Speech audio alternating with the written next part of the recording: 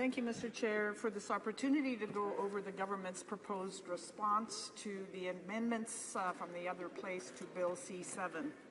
Mr. Speaker, the government takes the responsibility to protect the safety and security of Canadians very seriously, and we're also committed to supporting the dedicated and proud members of Canada's National Police Service, and this is reflected in our proposed response to these amendments. I've always been impressed with the professionalism of these individuals and their commitment to the communities they serve and protect. The members of the RCMP work with the community to prevent and resolve problems that affect the community's safety and quality of life. They are true role models and leaders, and it is out of respect for these officers that the RCMP has introduced a number of measures to promote a healthy and respectful workplace. For example, in support of the 2014 amendments to the RCMP Act, several of the RCMP's human resources management processes, policies, and procedures were updated. Let me highlight a few.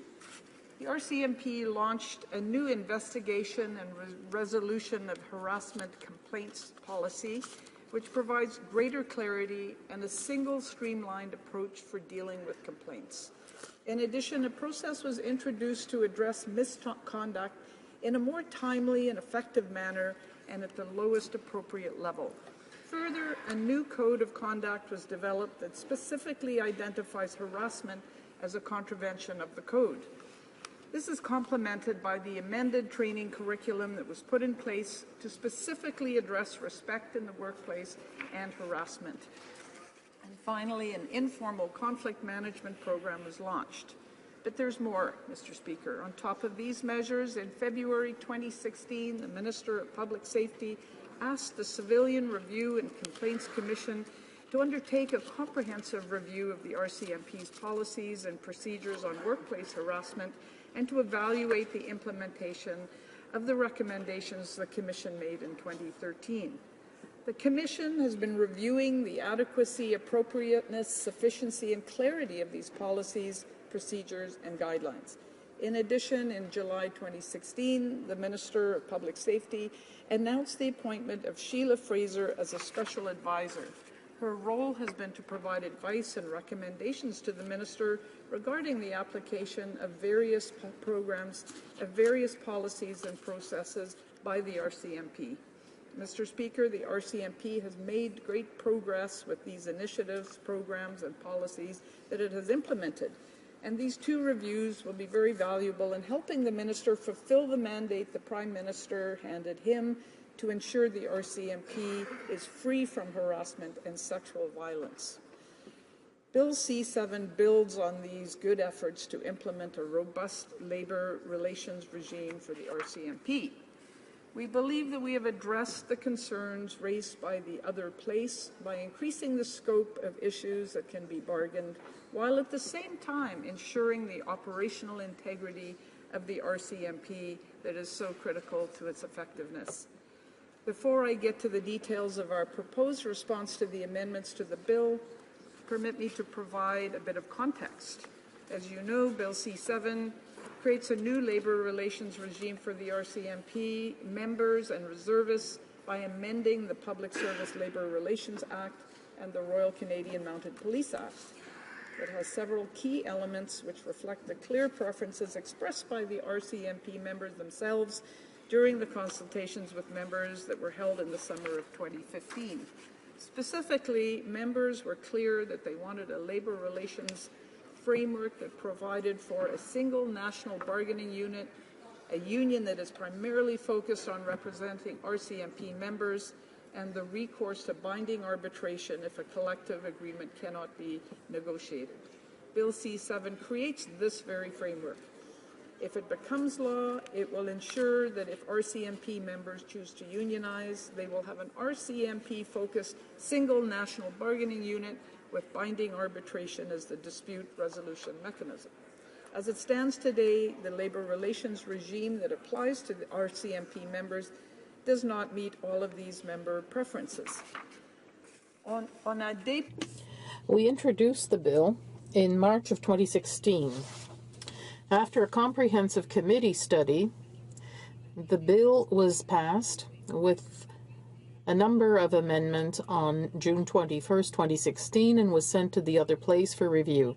Mr. Speaker, we have taken the time to thoroughly analyze and carefully consider all of these amendments. Our proposed response addresses the most significant concerns of the other place by increasing the scope of issues that can be bargained.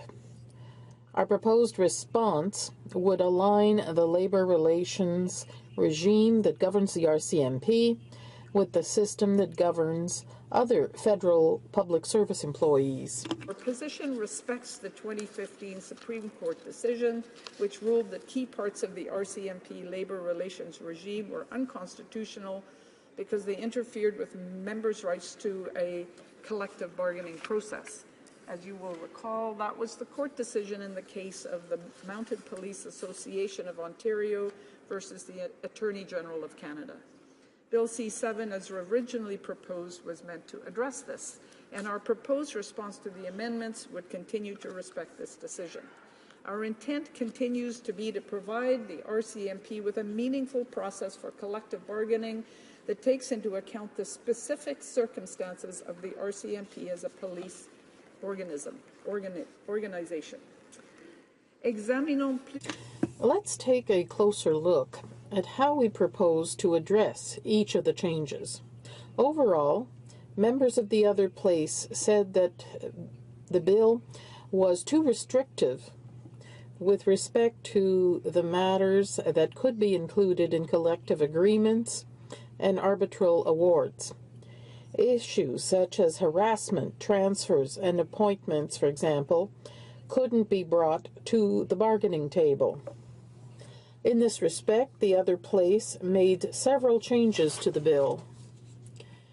It removed restrictions on what could be included in collective agreements and arbitral awards specific to the RCMP. It added a management rights clause to replace restrictions that seek to preserve the Commissioner's authority over human resource issues. The government agrees with removing the RCMP-specific restrictions on what may be collectively bargained. Second, we suggest adopting a more targeted management rights clause than that proposed by the other place. Our focus would be on the authorities the Commissioner needs to ensure effective police operations. These two changes combined would have the effect of broadening the scope of what could be potentially incorporated in a collective agreement, thereby addressing the major criticisms of Bill C-7. The employer and any future RCMP member, bargaining unit, bargaining agent could engage in discussions on topics of importance to RCMP members and reservists that were excluded from the original Bill C-7. Mr. Speaker, permit me to provide a few examples of subject matter that could be included in a collective agreement or an arbitral award. First, general aspects associated with the appointment and appraisals of RCMP members.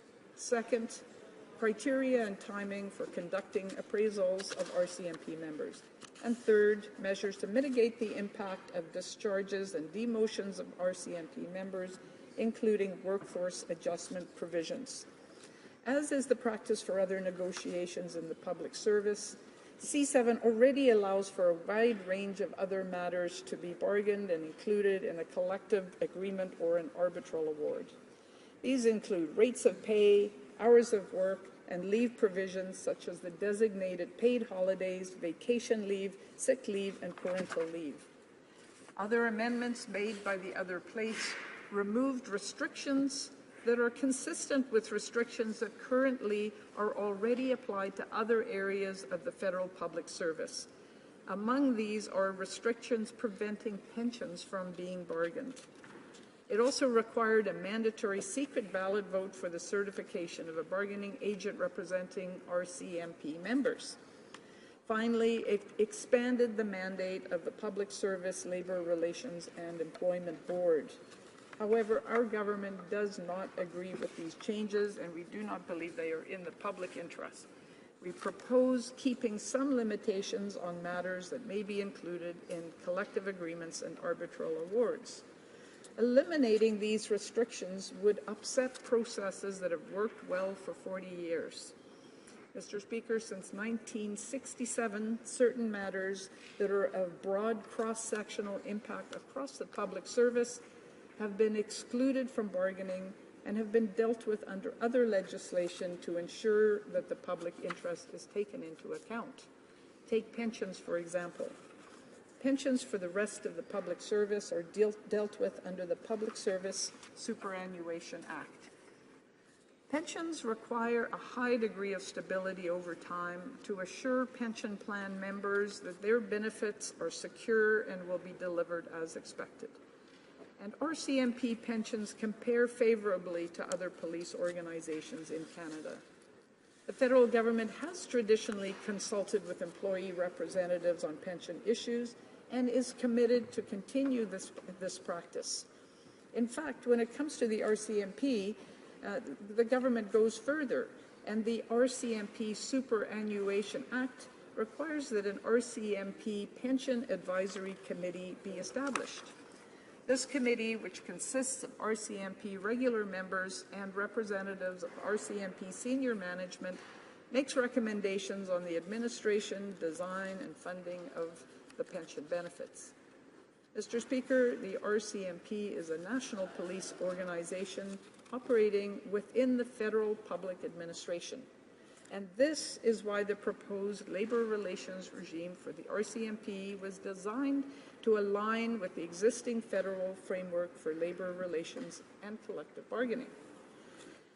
Let me now turn to the issue of certification. Our government believes that there should be a choice between secret ballot and a card check system.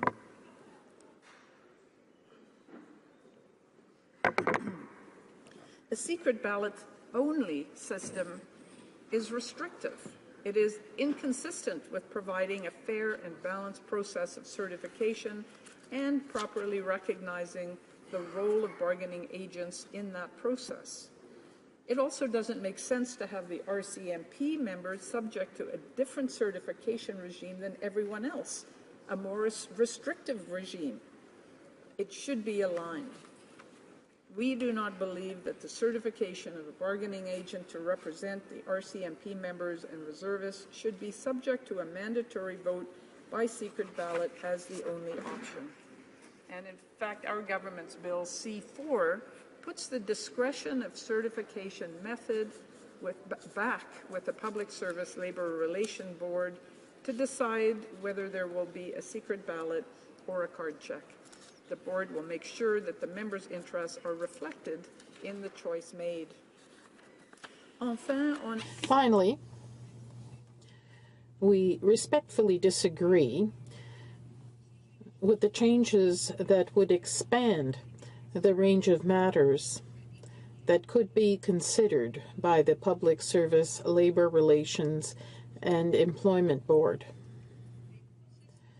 There already are specialized grievance and appeal processes established under the RCMP Act to deal with such matters, so we therefore feel it is unnecessary. In fact, such changes would undermine the Commissioner's ability to ensure effective police operations. I would also like to address the recent pay increase that RCMP members received. In April, the government announced a 4.8% total salary increase for RCMP members. With these salary increases, RCMP total compensation, including pensions and benefits, is in line with what is provided to the 8 comparable police forces in Canada. The comparators include local police services for the large majority of the Canadian population, in fact about 90%. The total compensation of an RCMP first constable is now 1% above the average of what is provided in these 8 representative police forces. To give one specific example, RCMP total compensation is now on par with the total compensation for Ontario provincial police officers.